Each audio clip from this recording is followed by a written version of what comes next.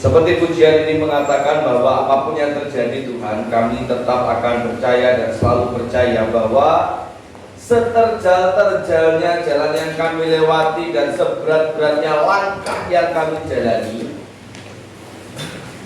dan sedalam-dalamnya lembah yang harus kami lewati Tuhan, kami percaya semua Tuhan izinkan terjadi dalam kehidupan kami untuk mendatangkan kebaikan bagi kami, untuk semakin menguatkan kami dan membawa berkat bagi setiap kami pribadi lepas pribadi. Sebab itu Tuhan, kami akan belajar kebenaran firman Tuhan.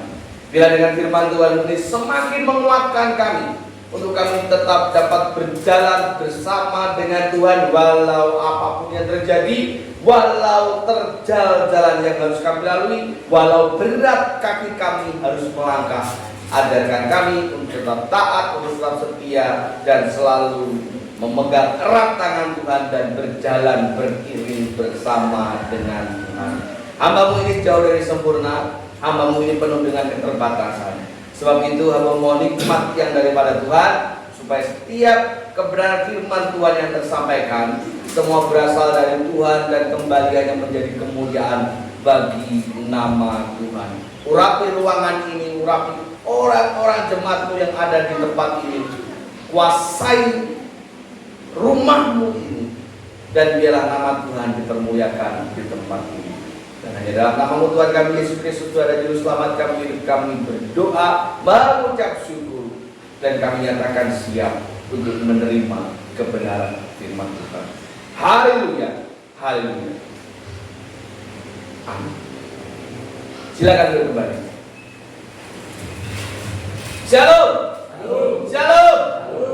Shalom jemaat Gereja Baptis Indonesia Kebangaro. Ngerayain. Ada seseorang yang berkata walaupun tidak secara langsung kepada saya, wah, jadi gereja itu berarti khotbahnya beda. Oh ya beda. Biasanya sejam kira jam ya. Maraton khotbah. Apa aja yang berbeda? Ya pasti akan ada yang berbeda. Saya sempat berpikir kemarin, sempat berbicara dengan istri. Saya pikir setelah apa namanya upacara pengorganisasian, pikiran atau tenang, kita mengeluh saja. Lalu pemikir ADRT salah satunya itu. Dan yang kemudian selanjutnya setelah ini mau apa? Harus ada visi-misi yang diperbarui, dan itu yang sedang saya minta kepada Tuhan. Tuhan, kula nyuwun visi-misi Kebangaro ini mau tak bawa, mau Tuhan bawa ke arah mana? Itu yang cukup membuat pusing. Ya, tapi semua serahkan kepada Tuhan. Saya percaya ketika segala sesuatu diizinkan Tuhan terjadi bukan berarti tanpa maksud, selalu dengan maksud, selalu dengan tujuan yang terbaik untuk kita semua. Ada beberapa juga yang bilang, alah, termasuk istri saya, oh kan kita sudah terbiasa seperti itu, hanya berubah status berbeda, tetap berbeda. Ada tanggung jawab yang lebih, ada kedewasaan yang harus kita tingkatkan. Tidak bisa seperti biasa-biasa saja. Makanya tadi kalau sedikit boleh menanggapi pertanyaan Pak Eko, apakah apa namanya tadi Pak, ujian istimewa ini perlu dievaluasi? Saya setuju dengan Pak Bayu, tidak. Tetap harus berjalan. Yang perlu dievaluasi lagi ini aku setuju dengan Pak Bayu. Biasanya orang, tapi mantap Pak, aku setuju Pak. Orang ya Pak, kita banyak setuju ya Pak. Kalau debat itu mau bikin rame daripada sepi ya Pak. Yang perlu dievaluasi orang-orangnya. Mengapa mereka sudah tidak lagi tertarik? Mengapa hatinya semakin melemah? Ya benar ngomong apa orang nih, Indo Pak. Masa tetap dinabobokan, dinini susu, berai no. Watu. Itu kata firman Tuhan begitu kok. Ya lah. Yang perlu dievaluasi hati orang-orangnya, hati jemaatnya. Aku tadi pikirku membuat apa namanya, tak suruh jadwal pro-organisasi. Ternyata saya ke belakang ngambil jadwal sama Pak Eko sudah di jadwal pro-organisasi. Mantap! Dimulai dari organisasi-organisasi. Ya, diinovasi bukan dikurangi, itu namanya dewasa. Ya seperti yang pernah saya katakan, kalau dalam keluarga, dalam rumah tangga, kebutuhanmu kurang. Ibarat pepatah mengatakan besar pasak daripada tiang. Maka apa yang harus kita lakukan? Ngurangi tiangnya, ngurangi pasaknya. Besar pengeluaran daripada pemasukan, apa yang harus kita lakukan? Ngurangi pengeluaranmu, mongkok kabeh butuh. Yang harus kita tambah adalah pemasukanmu. Lebih apa caranya? Ya terserah, asal halal aja. Jualan online kek, kulaan gitu, tonggone beda lagi kek. Ada banyak cara. Gak sama. Kalau kita mau bertumbuh, kalau kita mau maju, jangan mengurangi programnya, malah perlu ditambah. Tapi yang sudah tidak menarik lagi, apa yang harus dilakukan? Dimodifikasi. Itu yang harus dilakukan. Sekarang ada banyak kemajuan teknologi yang bisa kita manfaatkan.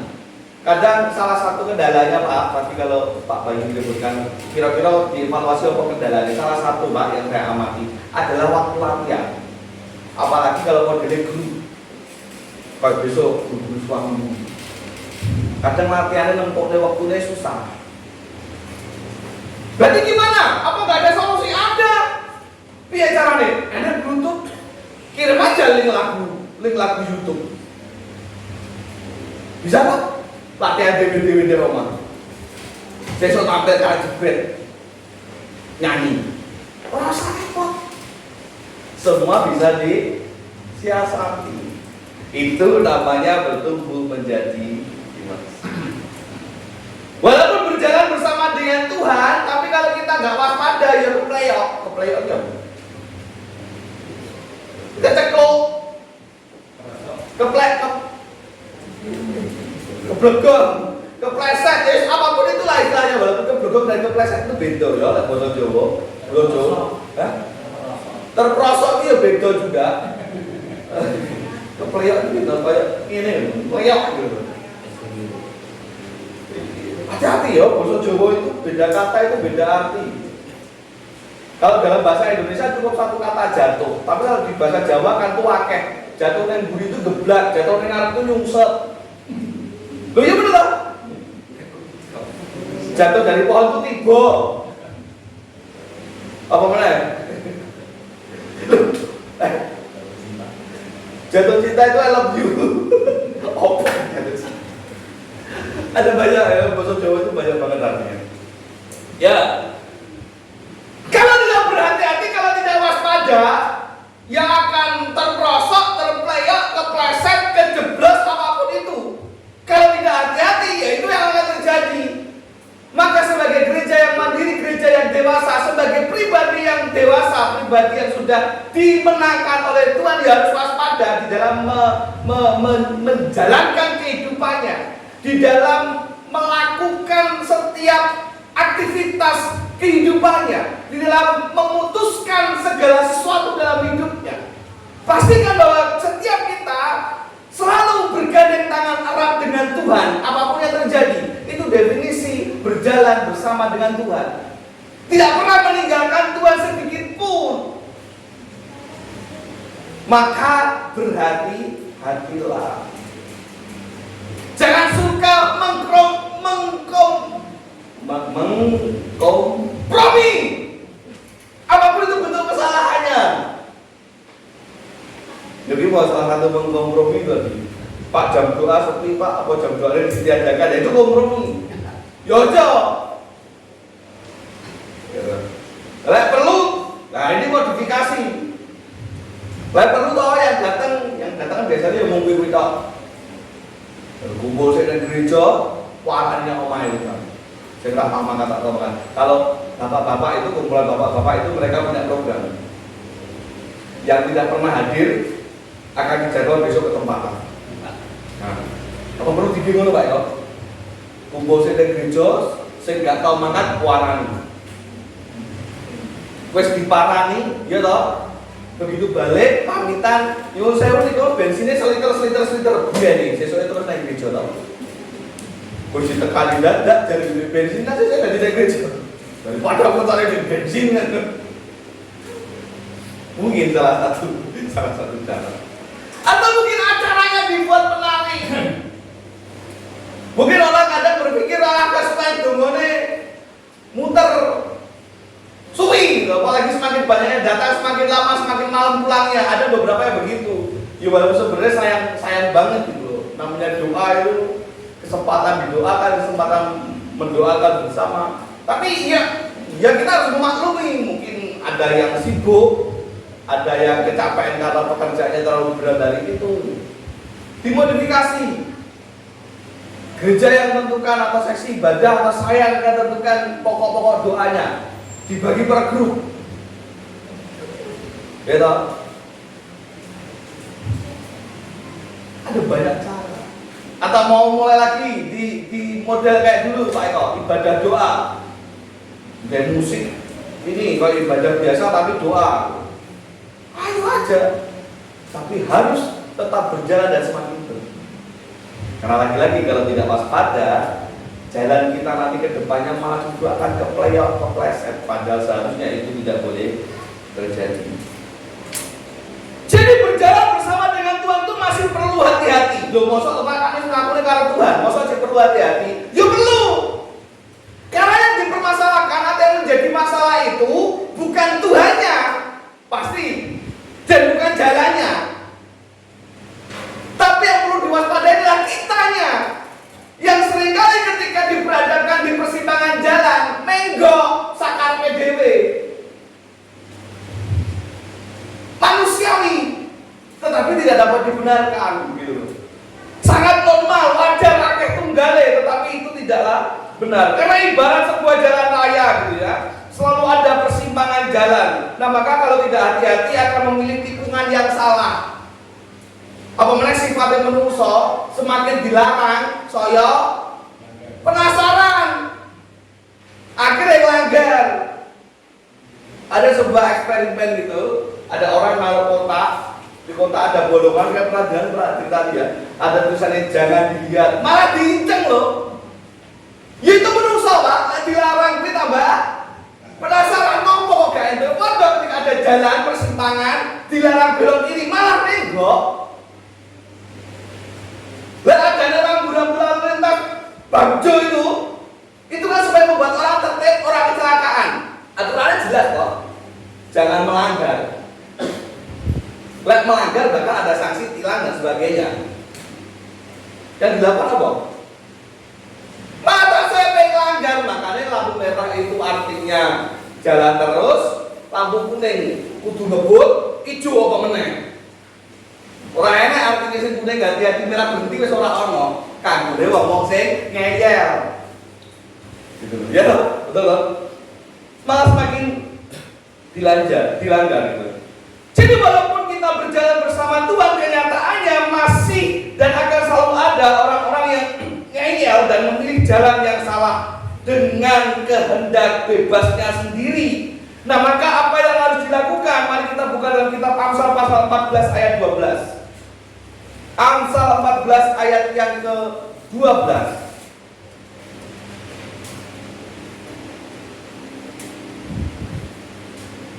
Bon?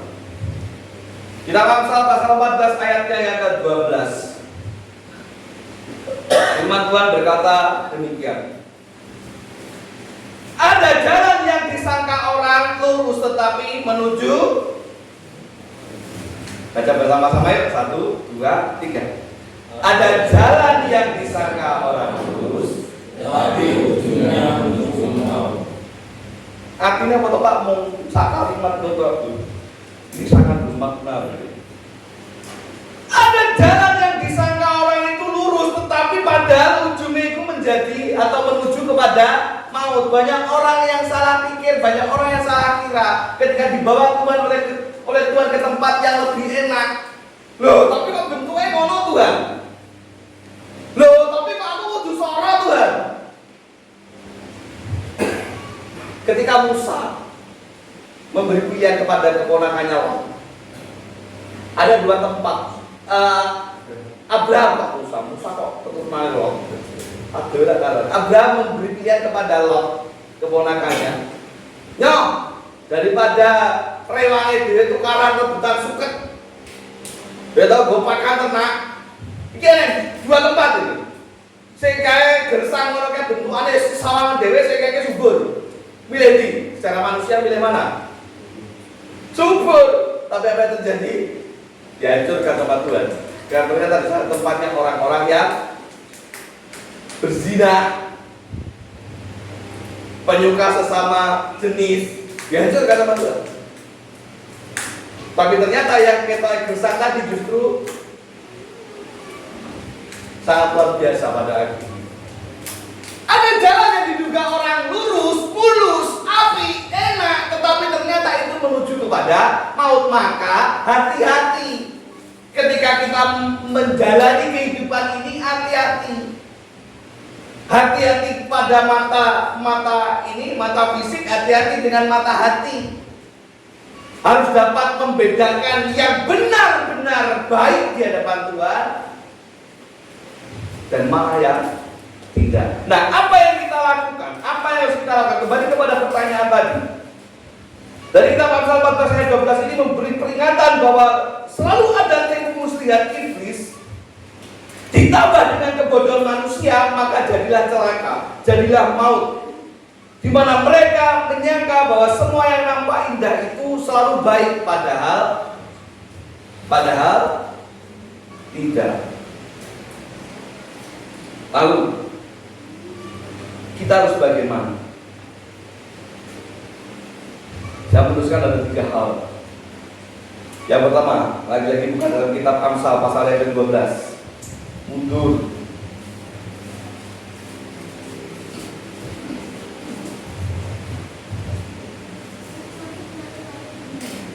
Ayatnya yang ke-15.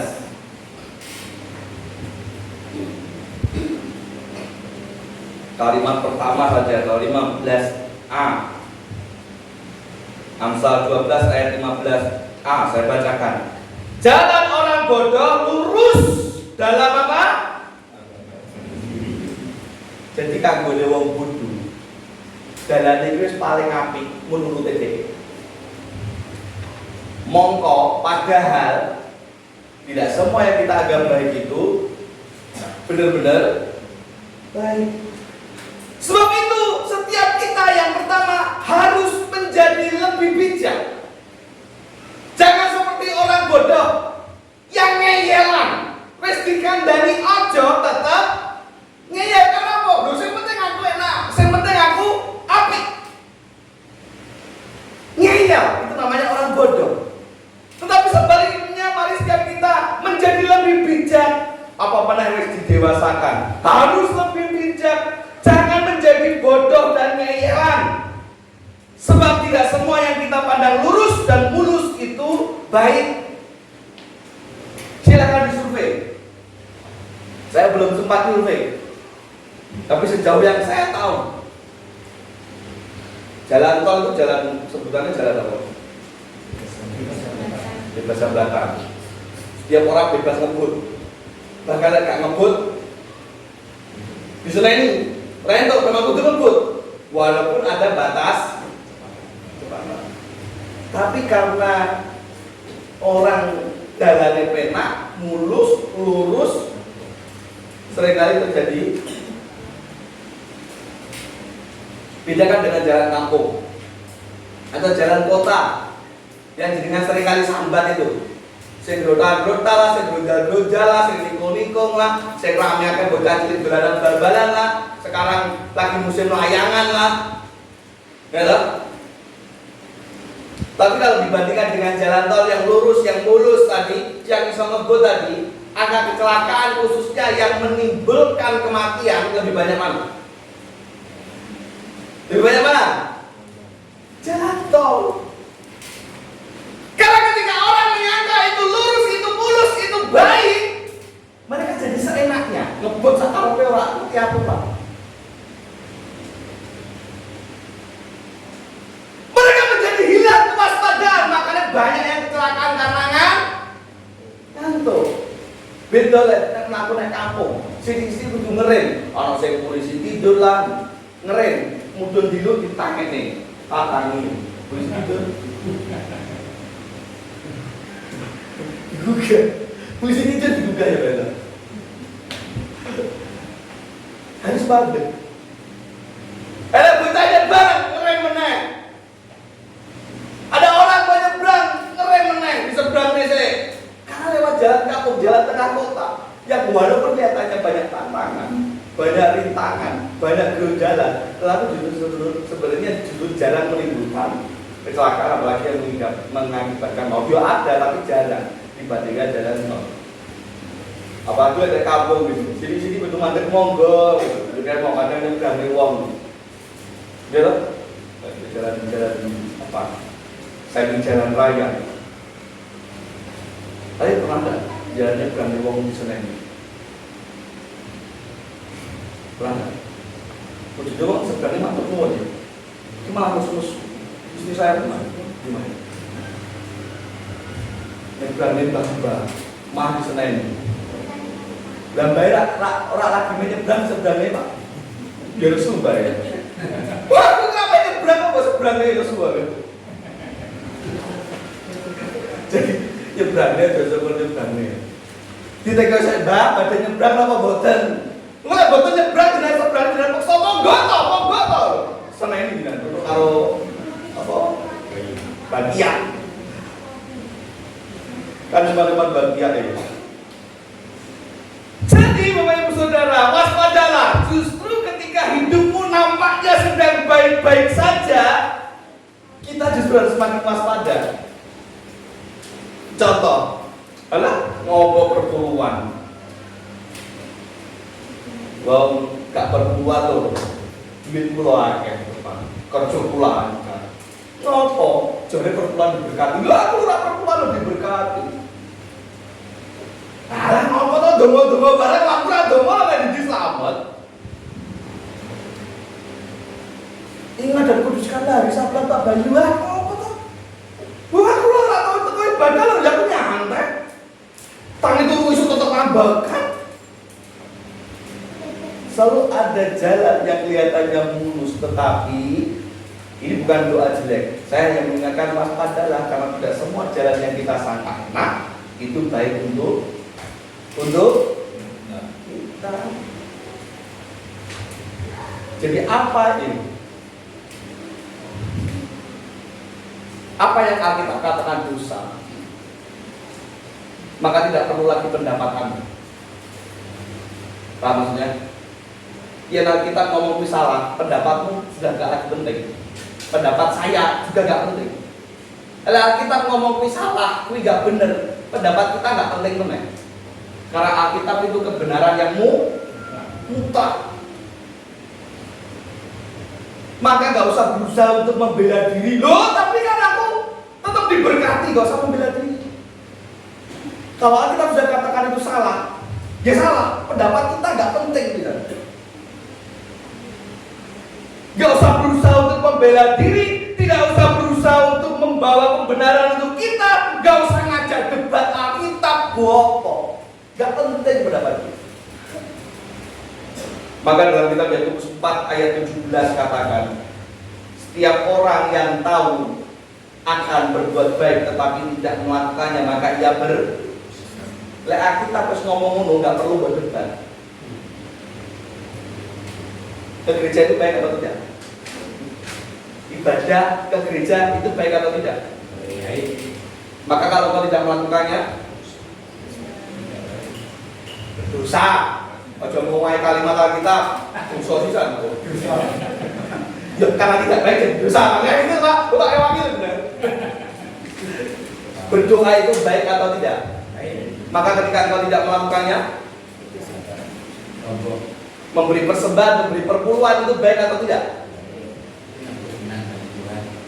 Maka ketika engkau tidak melakukannya, berdosa. aku di sini Pak terakhir Pak. Ora perlu pendapatmu, tetap dosa. Walaupun sudah menyangkal maaf, tetap balik ke 3:10, bawalah persembahan persembahanmu itu kata firman Tuhan. Maka nggak perlu lagi pendapatmu loh, tapi kan tapi nggak perlu. Sudah itu kata firman Tuhan itu sudah vital. Apa meneh? Ayo. Mutungan itu api atau tidak? Mutungan itu api atau tidak? Ya. Maka ketika kau terus melakukannya, selesai. Gak perlu buat debat, gak perlu buat sangkal, gak perlu pendapatmu. Oke, jadi jangan pernah kompromi terhadap kesalahan, dosa dan tidak benar. Walau diubah oleh setan, oleh iblis bentuknya wapi, yang firman Tuhan ngomong ojo, titik. Oke, yang pertama, jadilah bijak. Ojo jadi orang bodoh, sing selalu merasa jalannya lebih benar, paling apik, paling halus menurut pandangan sendiri. Padahal belum tentu. Yang kedua, ojo nyerah. Jadilah pribadi, jadilah orang yang tidak mudah menyerah dan bahkan tidak pernah menyerah walau apapun yang terjadi. Jangan menyerah, jangan menyerah. Katanya ada nasib. Tetaplah berjuang walau sesulit apapun kehidupanmu. Jangan pernah menyerah hanya karena tidak sedang lewat jalan tol yang bebas tanpa hambatan. Jangan putus asa hanya karena terjal dan beratnya perjalanan yang sedang kita lewati. Rasa nyerah. Walau kita sedang tidak baik-baik saja, ojo nyerah. Karena kita sedang berjalan bersama dengan Tuhan. Pegang itu. Pak, tapi wapet Pak jenengan penak Pak kan ngomong Pak, rumangsane uripku yo rapet. Padha menurut takaran kita masing-masing. Tapi saya membagikan keyakinan bahwa kita sedang berjalan bersama dengan Tuhan. Maka apapun perjalanan yang sedang kita jalani yang berat menurut kita masing-masing itu, ojo nyerah. Sebagaimana saya juga sedang berjuang untuk tidak menyerah. Kan gitu toh? Oh, saya minta 2 orang maju, sembarang, sukarelawan, orang dia itu, tanggal 2 sukarelawan maju, yang dewasa saja, atau anak-anak tidak apa-apa. Sini mau maju, boleh sini, berdiri sini depan. Ada sampai ada depan, berdua saling berhadapan. Ini apa? Nah betul, pinter. Tapi nggak ada hadiah ya. Bawa dua-duanya. Tangan satu. Ini. Nah, atau tangan dua ya tak apa-apa, barang. Yang penting orang enggo. Kertasnya lurus, bengkok, lukset atau apa? Lurus. Ketoke lurus. Anggap ini jalan kehidupan yang sedang Anda lalui. Ya, ini. Sing lurus, sing ketoke mulus, sing ora enek apa-apane mulus. Suatu ketika Anda melewati jalan yang lurus, yang mulus ini, yang Anda sangka baik, ini kok dinosaurus, aku boleh boneka ketemu.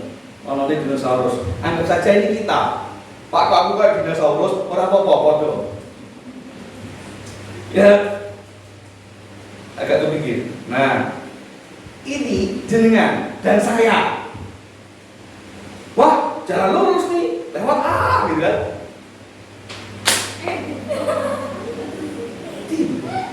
Lagi. Nah, saya ngomong ini apa ya? Wah, jalan lurus ini ya Pak. Oke, 1, 2, 3. Pak. Wah, jalan lurus ini. Lewat dong. Cukup. Kuat apa buatan? Coba sekarang, kok saya dulu. Jalan yang lurus tadi tak buat tidak lurus dulu. Oke, dengan tak tekuk-tekuk. Semakin banyak tekukane tondone uripe semakin kok ketok akeh banget masalah numpuk-numpuk. Urung siji urung rampung kok ketekan masalah meneh dilempit meneh karo Gusti iki jane ngopo to Tuhan, Tuhan. Salahku ki apa to Tuhan, akeh. Ini jalan yang kita sedang kita lalui penuh gelombang, terjal, abot, kesandung-sandung. Apa tadi Mola? Ke prosok-prosok, ke blegong-blegong. Oh, alah urip kok penak men. Dadi bentuke nganti kaya ini. Kita pegang lagi. Nah, pegang. Nah, sekarang tadi tidak apa, sekarang ambil. Satu aja, satu tangan aja. Satu tangan. Nah, satu tangan. Nah, sekarang ambil. Wah. Jadinya Brutal. Lewat gak ya? Lewat Kemangsang.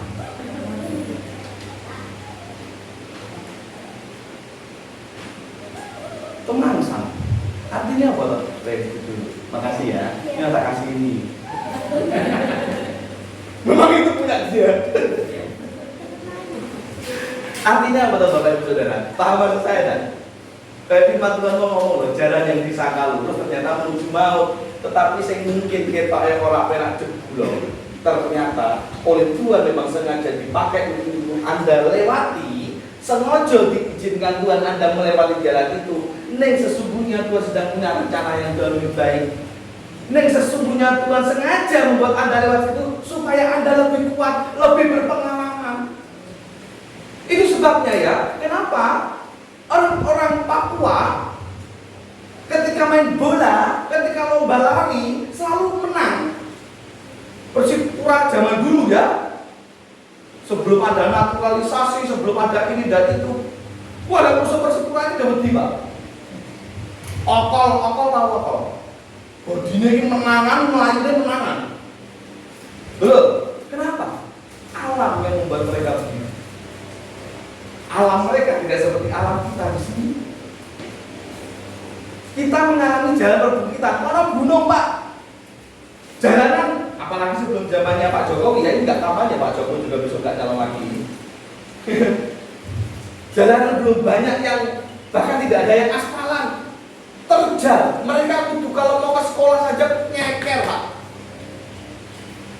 Karena kalau melewati bukit, lembah, jugur sungai, itu yang membentuk tubuh mereka menjadi lebih prima, lebih kuat dibandingkan orang-orang yang ada di Jawa pada umumnya. Kesusahan itu seringkali justru Tuhan pakai untuk semakin menguatkan kita. Maka ojo nyerah, ojo nyerah, tetaplah berjuang walau apapun yang sedang kita lewati. Sebab itu bukanlah akhir dari perjalanan, tetapi justru di sanalah Tuhan sedang melatih dan mempersiapkan kita untuk semakin kuat, dan bersiaplah untuk menerima buah dari segala kerja kerasmu. Wong lek pengen gajian ya kudu kerja, wong lek pengen urip sukses penak ya kudu rekoso. Ya toh? Pengene lewate dalane sing mulus, uripe sing penak, yo sukses. Longkok. Oh alah Tuhan bisa kok lahir nek keluarga iki napa to ya kok lagi dilahir nek keluargane wong paling sugih to. Wong Padino, saiki wong paling sugih. Orang paling kaya itu sekarang kalau tidak salah ya. Salah satunya pemilik jamu. Aku ora dilahir nek ketok, lek nek Kediri. Kok ora dilahir dadi putune sing duwe gudang garam ta kuwi. Nopo dilahir martabak bisa. Padahal walaupun saya dilahirkan di keluarga mereka yang jauh lebih kaya, yang namanya warisan, kalau saya nggak berjuang keras juga, entah berapa banyak perusahaan besar yang akhirnya bangkrut karena keturunannya nggak ada yang mau meneruskan, nggak mau berjuang keras. Semua itu harus berjuang, semua itu harus kesandung-sandung. Dan harus kesandung, ojo nyerah.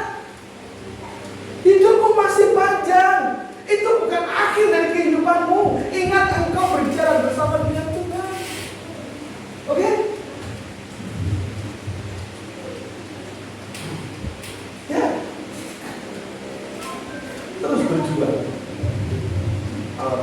Pak, waktunya mepet, Pak, tapi waktu sudahlah, percaya saja bahwa waktu Tuhan itu yang terbaik. Jadi jangan pernah menyerah. Yang ketiga, yang terakhir, cepat gue. Hati-hati di jalan. Kau sedang bersahabat bersama dengan Tuhan, tetapi kalaupun harus melewati jalan yang terjal, pesan saya yang terakhir, jangan pernah lepaskan tangannya. Kita sedang berjalan bersama Tuhan nih. Amin. Aja bocor tangan nih. Jangan lepas tangannya. Artinya apa? Tetap jaga kedekatanmu dengan Tuhan apapun godaannya. Karena saya harus ingatkan bahwa iblis, setan gak pernah mau nyerah, gak pernah senang kalau kita dekat dengan Tuhan. Maka Allah acara iblis untuk membuat kita jauh dari Tuhan. Mulai dari kita dibuat sukses sampai lupa Tuhan, bahkan kita dibuat jatuh sejatuh-jatuhnya sampai kita bisa mengutuk Tuhan. Itu cara iblis.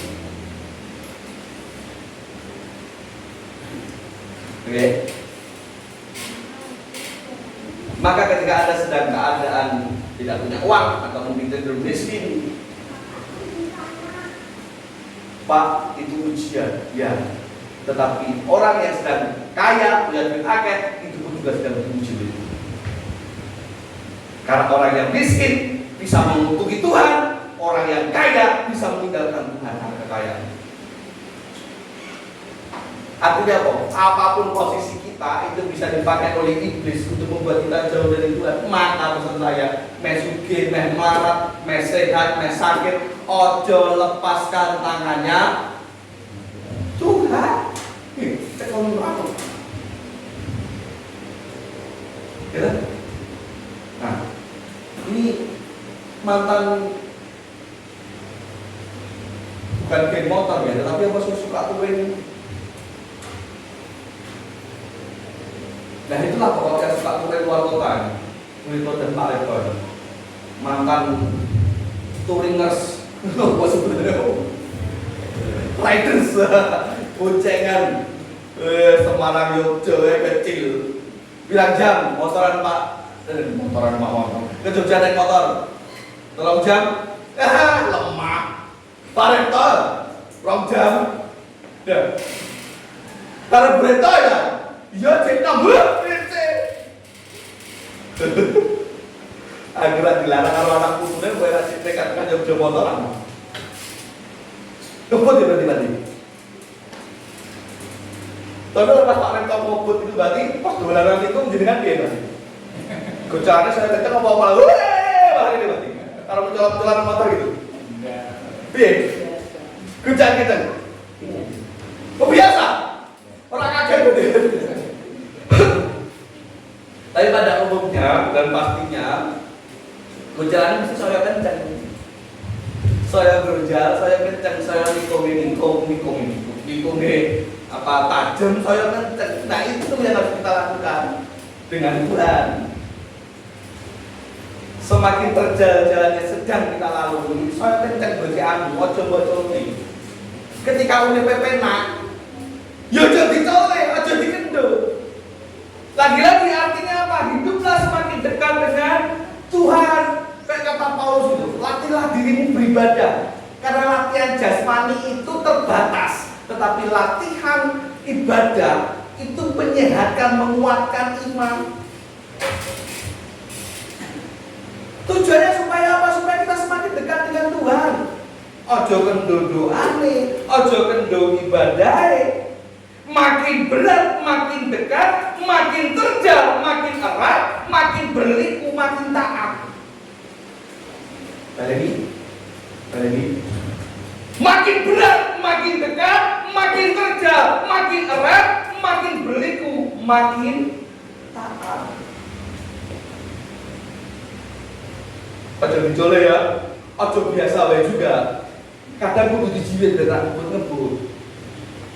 Kan ngono. Berarti Tuhan tak jiwit, Pak. Jiwit itu mudah dhewe lek mulane. Tuhan kok jiwit kuat. Ya tidak, Pak, tetap waspada, tetap tidak memalingkan pandangan kita dari Tuhan. Ya, jangan terlena oleh apapun. Iblis bisa memakai segala cara untuk membuat kita jauh dari Tuhan. Hiburan sudah punya pacar?